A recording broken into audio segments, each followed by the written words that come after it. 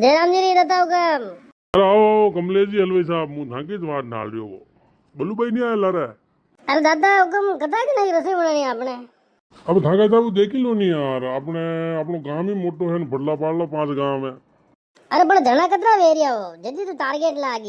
अरे जना तो कम ही से वो पण मनकार बातें नरी है ये खाली अपना बातें कम कम है। अरे कतरा है जो हुदू कोनी हो दादा अपने घर गई न रही है। कतरा धना है वो तो टारगेट बताओ जी तो बजट बताओ कितरो कई करनो है। अरे घर घर का तो है ही से न भडला पाड़ला न मंगता का गान अपना टारगेट यूं मान लो नहीं आपने 60 जना की रसोई करनी है यार हलवाई जी।